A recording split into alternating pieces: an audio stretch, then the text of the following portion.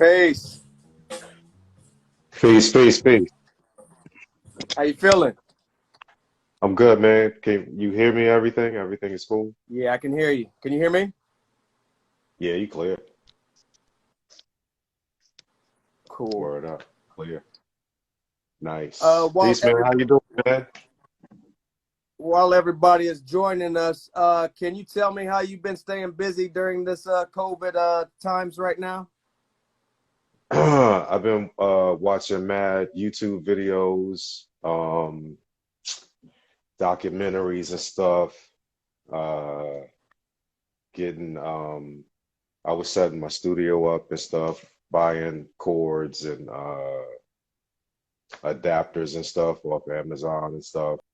Um, you know what I mean? Collecting drum sounds, um, uh, you know, just like logistic stuff, like working on my website, uh, Right. things, just like behind the scenes, more or less. Yeah, What do man. you think the new norm is going to be once things level out? The new norm. Man, I'm not sure. I can't really call it, you know. It's wild right now. It's kind of crazy out here. Um, I, I I ain't got the answer, Sway. I don't know. I don't know what's going on out here. It's wild, you know what I mean? You just gotta, stay focused and whatever you believe in, you know what I mean? Absolutely. Um, do Stay in you tune with that, have stay any? close to your family and all that stuff, you know what I mean? Right. Do you think the music will be back to a ground level when all this is said and done? As far as the COVID, you think we'll get back to real subject matter, real topics, real issues, as opposed to the clubs, the cars, and the jewelry? I hope, it's always a hope, you know what I mean? But we'll see, like uh, I feel like people are going to do what they're going to do, you know what I mean? Like it Right. should, in my brain, it should be that way, you know what I mean? But Right. a lot lately, things don't go the way you think they're going to go. Right.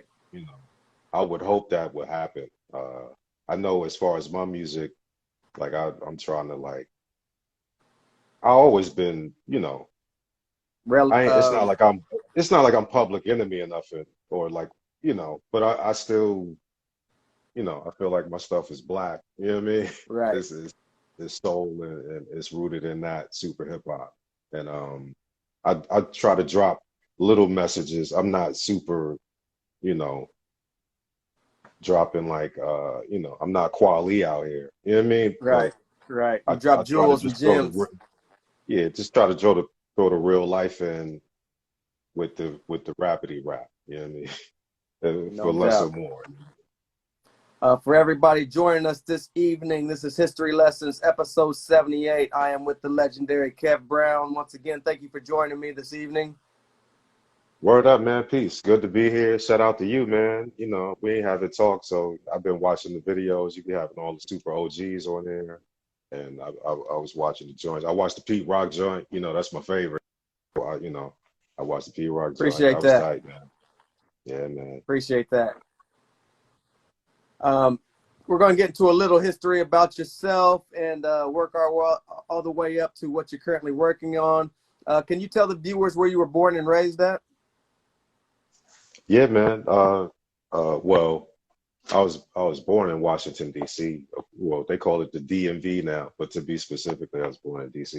And I was raised in Landover, Maryland, Palmer Park, Maryland. Um, Born and raised, you know what I mean? For the most part, Landover Mall. Um, you know what I mean? Walking to the mall and stuff, and Beltsville Elementary School, and you know what I mean? PG County, Prince George's County. You know what I mean? They said people saying they can't see me. You can't see me, son. You know what I mean? I'm not. You know what I mean? I'm EP. I'm Paris Smith right now. To be heard and not seen. No doubt. My Can you bad. take I'm us I'm back to what a day? chords and stuff over here trying to like organize stuff. It's all good. Uh, Can you take having a us back sickle to every now and then. a day in the life of Kev Brown as a teenager growing up in the DMV? Oh man. Well, definitely a lot of memories, not even, even before teenager, but that's the hip hop, from that's the era I got into the hip hop stuff, you know what I mean? Like the teenage years. From growing up, I had a musical family to start off, you know what I mean? And a lot of, a lot of musical influence. I was the youngest in the family, so I was, soaking in, all the stuff from my mom, dad, you know what I mean? Uh, my mom still played the piano, you know what I mean? It's a piano in her living room. Um, my sister, you know what I mean? I just have memories. My sister used to, in high school, my sister used to play the violin, you know what I mean? Like, my brother used to Right. play the saxophone back in high school. Leroy, my brother Leroy, if he watching. Shout out to Teresa, you know what I mean? My mom, Eloise Brown, in the house. My dad, you know what I mean? Rest in peace. And you know, that's that musical influence growing up. Jackson 5 Christmas record on every Christmas. So the soul music, James Brown. My dad collected records when he was a young kid, so I basically inherited his record. So he had 45s and he had classic stuff. Um, Still got it. It's at my mom's house in the closet and stuff. Um, but then hip hop came along. My big brother, Run DMC, EPMD later on, and then I remember my brother had the Pete Rock and CL Smooth. They reminisce over you, the single, like the paper. Right. You know what I mean? Old Right. heads know what I'm talking about. And just like listening to that, and that was back in the day. You used to my neighbors, yeah, I had cats around the way, my man John. Um, we would go to the mall, get tapes, and come back to the house summer break, you know what I mean? And yo, I got the new EPMD tape, and then you get it. I didn't even know EPMD had a new album out, you know what I mean? And then Right. you get and you just listening and you looking at the credits, the little tape credits that fold all out, you know what I mean? And Right. you looking at the credits and all the pictures, they got the hoodies on, Timberlands, oh, hip hop, you know what I mean? Like just that type of stuff. And even before like making music, just like being a super duper fan of it and just watching videos, special ed and the hovercraft and the video, you know what I mean? Like, Right. and just like, you We're know what on I a mean? Like mission. just, that's, yeah, I grew up around like, you know what I mean? I graduated high school in 94. So that's the time frame is crazy, super crazy, stupid hip hop stuff came out. And from when I was like in elementary school to 94, that's basically golden era and you know what I mean, going into the new era. You know what I mean? So I had Absolutely. a little bit of everything. Can you take us back to some of your earliest memories of seeing hip hop firsthand, where you're from? Let me think. Let me think of the super duper first. Try to think of first like because I didn't go, I ain't start going into DC and stuff till I got like really was 21. I was a square. So like I ain't really I wasn't like out in the street, you know what I mean? Right. Um but trying to get some little more light in here. Um Oh, good. my the main memories I have is I used to go to University of Maryland radio station a lot. And I didn't know. One time I went to it was an MC battle in DC somewhere. And I'll start off by saying like I didn't I didn't start off wanting to be like make a producer. I wasn't trying to like make beats and stuff. I just started making beats to rap because I wanted to rap. You know what I mean? And I wanted original beats to rap over, you know, instead of just like taking the single and rapping over the instrumental at the open mic. Eventually, I Right. wanted original beat. So that's where, and then later on, eventually making beats more fun. I was like, oh, I don't really want to rap like that, but you know, I still do it, but that's where the whole thing came from. But starting off, you know, went to this MC battle, lost. Of course, I lost the MC battle. You know, it's not a, you know what I mean? I was never known to be like super. I ain't rock him out here. Right. But through that, in the battle, I met, you know, people from the, you know, that would take me further in the future. I I was working at University of Maryland at the time, and I didn't even know that they had a radio station, let alone they had a radio station that played hip hop at a certain time. So there was a dude out there named DJ Most Dangerous, and he was like, "Yo, we got this radio shows at University of Maryland." Da, da, da.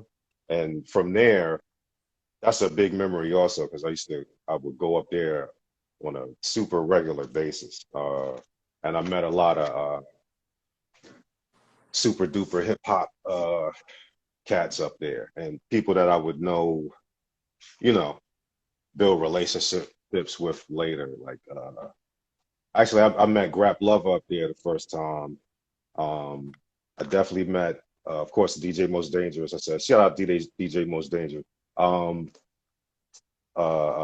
PMD, people would know him as Peter Rosenberg, but we know him Mm. as PMD down here in Maryland. Um, he had a show called Dust from Dusk Till Dawn after the Quentin Tarantino movie because he came Mm. on at like midnight. Um, Mm. and it was a hip hop show. We would go to like 3 in the morning or something. It's crazy. Um, my man Kenwood, definitely. His name was DJ Trip on the show. You know, and his real name is Kenneth Wood. So we was like, yo, later on, we was like, yo, why you making up these names? Your name is already super hip hop anyway. You could just go Ken Wood. It's like people would think that was made up anyway. You know what I mean? Right. So, you know, critically acclaimed. It's mad people I've met from, you know, up at University of Maryland radio station. You know what I mean? No doubt. Just that I'm gonna try to keep everything short because I actually wrote notes and stuff from the little DM you sent me. So I was trying to, No doubt. No doubt. you know what I mean? So I wouldn't draw a blank on certain stuff. Cool. So first came writing before the producing. Yeah, definitely writing raps on the school bus. Uh, yeah, writing raps all through like middle school and stuff. Pause beat tapes. Shout out to Early Reed making pause beat tapes. I went over Early Reed's house one time. Shout out to Mr. Howard, you know what I mean? Back in the day. And you know what I mean? That was the first person I seen like make a beat because it was off the tape decks, but it was still basically sampling, but you sampling, it's like you reel to reel sampling, but off the tape deck, you know what I mean? And it with clicks in it. Yo, we had it down to it was a whole science with the